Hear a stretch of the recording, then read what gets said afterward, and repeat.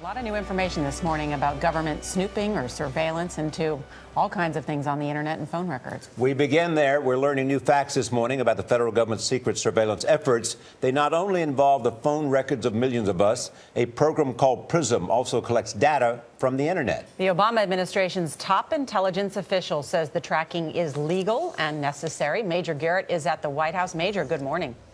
Good morning, Nora and Charlie. The White House insists we are not talking about a surveillance dragnet, but some in Congress fear it might be and certainly want to know more about this program. The Obama administration has already had to admit to sweeping phone tracking and has declassified, under pressure, some details about that program.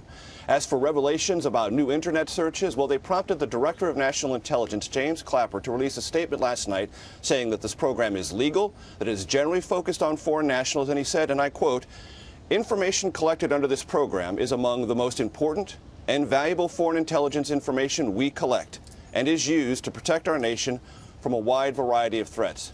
Clapper also said leaks about this surveillance are reprehensible. Prism has never been disclosed before.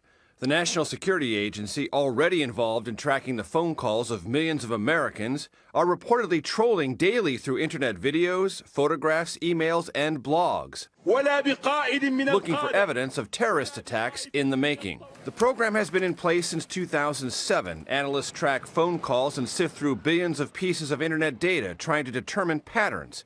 If they notice something suspicious and it involves someone in the U.S., authorities still need a court order to wiretap a phone or monitor an online conversation. The legal basis grew out of the Patriot Act passed after 9/11. Only a handful of lawmakers knew of Prism, and all were sworn to secrecy. But revelations of the program this week raised alarms from both parties on Capitol Hill. Republican Jim Sensenbrenner helped craft the Patriot Act. I'm angry, and I was the one that wrote the law. And I think both the Justice Department and the NSA have abused this by going too far. Democratic Senator Jeff Merkley. Millions of phone records are being collected daily that reveal where you are on your cell phone, who you're talking to, for how long. In other words, all the details except for the actual conversation itself. And what else is being collected? But both the chairman of the Senate and House Intelligence Committees, who've been briefed on the program, argue the surveillance has stopped attempted terror attacks in the United States. Senator Lindsey Graham agrees. I hope American people appreciate we're at war, because I sure as hell do. I hope the American people appreciate that the way you protect the homeland is you try to find out what the enemy's up to. The Prism program reportedly involves some of the country's biggest technology companies, including Apple. They told CBS News, quote, "We have never heard of Prism.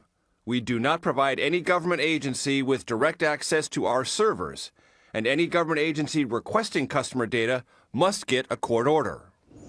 The Foreign Intelligence Surveillance Court, the same one that authorizes phone tracking, can issue directives that allow the government to have access to internet servers and the trove of private data they contain.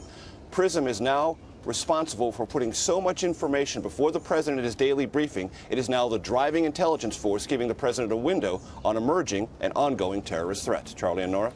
Major, thanks.